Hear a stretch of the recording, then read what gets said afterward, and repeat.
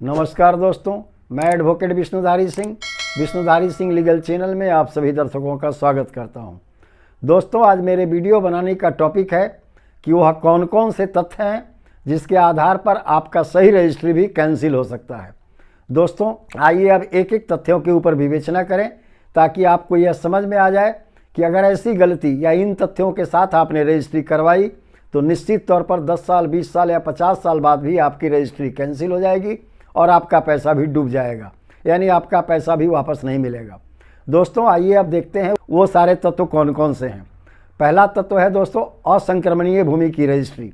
अगर कोई व्यक्ति असंक्रमणीय भूमि की रजिस्ट्री अपने नाम पर करवा लेता है तो निश्चित तौर पर उसकी रजिस्ट्री 10 साल, 20 साल या 50 साल भी कैंसिल कर दी जाएगी। दोस्तों, संक्रमणीय और असंक्रमणीय भूमि पर मैं पहले वीडियो बनाकर अपने YouTube चैनल पर अपलोड कर चुका हूं, उसे आप कृपया वहां देख लेंगे इन दोनों में क्या अंतर है। दोस्तों, असंक्रमणीय भूमि वैसे भूमि को कहते हैं कि जो भूमि सरकार के द्वारा किसी व्यक्ति को दी गई, चाहे पट्टा में हो या दान में हो या किसी पुरस्कार के स्वरूप हो, लेकिन 10 साल तक उसका कब्जा रहा, 10 साल के अंदर में ही वह उस ज़मीन को बेच दिया, यानी 10 साल के कब्जा के बाद ही वह भूमि धारक जिसे ज़मीन सरकार ने दिया वह संक्रमणीय होती है। 10 साल के अंदर भूमि को असंक्रमणीय कहा जाता है। ऐसी परिस्थिति में अगर वह व्यक्ति जो भूमि धारक है 10 साल के अंदर अपने उस ज़मीन को बेच दिया जो असंक्रमणीय है, निश्चित तौर पर वो रजिस्ट्री कैंसिल कर दी जाएगी। दूसरा तथ्य है दोस्तों पैतृक संपत्ति में पिता का अधिकार, यानी पिता के द्वारा की गई रजिस्ट्री। दोस्तों, हिंदू सक्सेशन एक्ट के अंदर में पिता के अधिकार को पैतृक संपत्ति पर सीमित कर दिया गया है। पिता दोस्तों अपने पुत्रों के शेयर को नहीं बेच सकता, सिर्फ उनके विकास के लिए, उनके पढ़ाई लिखाई और बीमारी के लिए ही बेच सकता है। लेकिन दोस्तों, अगर पिता पुत्र में झगड़ा है, वैसी परिस्थिति में पिता से ज़मीन खरीदने के पहले पुत्र की सहमति आवश्यक है। अगर आपने पुत्र की सहमति नहीं ली तो पुत्र कभी भी न्यायालय में जाकर के अपने पिता द्वारा किए गए उस रजिस्ट्री को कैंसिल करवा सकता है और आपका पैसा भी डूब जाएगा। दोस्तों, इसलिए यहाँ सावधानी बरतने की चीज़ है कि अगर पुत्र बालिग है और उसका कोई विवाद अपने पिता के साथ नहीं है, वैसी ही परिस्थिति में आप उस ज़मीन की रजिस्ट्री कराएं, अन्यथा आपके ज़मीन की रजिस्ट्री कैंसिल कर दी जाएगी। तीसरा तथ्य है दोस्तों, तीसरा फैक्ट है अधिकतम जोत सीमा से ज़्यादा ज़मीन आपने खरीदा। दोस्तों, लैंड सीलिंग एक्ट हर राज्य में करीब करीब बन चुका है। उसके अनुसार हर राज्य की एक अधिकतम जोत सीमा किसी भी कृषक के लिए निर्धारित की गई है।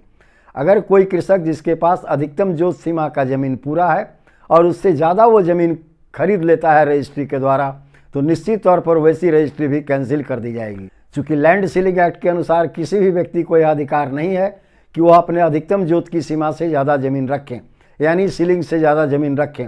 सीलिंग से ज़्यादा ज़मीन की जो भी रजिस्ट्री वह कृषक करवाएगा, वह किसान करवाएगा, निश्चित तौर पर वैसी रजिस्ट्री को कैंसिल कर दिया जाएगा और उस खरीदार का पैसा भी डूब जाएगा। दोस्तों, अगला तथ्य है डबल रजिस्ट्री का। दोस्तों, जैसा कि आप जानते हैं, एक ही व्यक्ति अपने एक ज़मीन को बेच दिया, बेचने के बाद उसी ज़मीन को 2 साल, 4 साल, 5 साल बाद दोबारा बेच दिया। यह गलती क्यों होती है दोस्तों? जिस पहले व्यक्ति के हाथ से वो ज़मीन बेचा, वह व्यक्ति जो खरीदा था उस ज़मीन को, उसका दाखिल खारिज नहीं करवाया। वैसी परिस्थिति में सर्किल ऑफिस के कार्यालय में या तहसीलदार के कार्यालय में उस ज़मीन का दाखिल खारिज खरीदार के नाम पर नहीं हुआ, तो यह पता नहीं लग पाता है कि वह ज़मीन बिक्री की गई है और बेचने वाला तो आपको बताता नहीं है। वैसी परिस्थिति में उस व्यक्ति से कोई दूसरा व्यक्ति उसी ज़मीन का दोबारा रजिस्ट्री करा लेता है। तो दोस्तों, कानून के अनुसार या ट्रांसफ़र ऑफ प्रॉपर्टी एक्ट के अनुसार दोबारा की गई रजिस्ट्री, एक ही ज़मीन की दोबारा की गई रजिस्ट्री कैंसिल कर दी जाती है। दोस्तों, ये तथ्य भी बहुत इंपॉर्टेंट है, इसे ध्यान देने की चीज़ है। अगर आपने पहले से बिके हुए ज़मीन की रजिस्ट्री दोबारा करा ली जो एक ही कृषक के द्वारा या उसके बाल बच्चे के द्वारा बेचा गया, तो दोबारा जो रजिस्ट्री कराई जाती है वो निश्चित तौर पर कैंसिल कर दिया जाएगा। दोस्तों, पागल के द्वारा की गई रजिस्ट्री। दोस्तों, कॉन्ट्रैक्ट में कॉम्पिटेंट वही व्यक्ति माने जाते हैं जिनके पास यह एबिलिटी हो कि वह अपने किए हुए कार्यों के ऊपर में सही ढंग से सोच सके। दोस्तों, एक पागल व्यक्ति के पास मानसिक क्षमता इतनी नहीं होती है कि वह क्या कर रहा है और क्या नहीं कर रहा है। ऐसी परिस्थिति में उस व्यक्ति को किसी भी कॉन्ट्रैक्ट से वर्जित कर दिया गया है।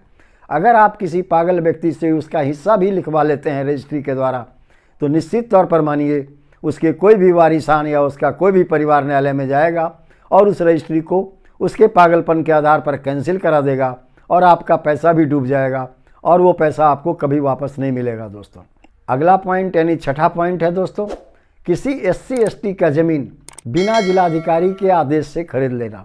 दोस्तों, SC/ST एक्ट के अंदर में यह प्रावधान किया गया है, कोई भी SC/ST वर्ग का व्यक्ति यानी जो हरिजन और आदिवासी समाज का व्यक्ति है, अगर अपने ज़मीन को किसी बाहरी समाज के व्यक्ति के हाथ से बेचता है, वैसी परिस्थिति में उसे बेचने के पहले अपने जिलाधिकारी से पूर्व अनुमति लेनी आवश्यक है।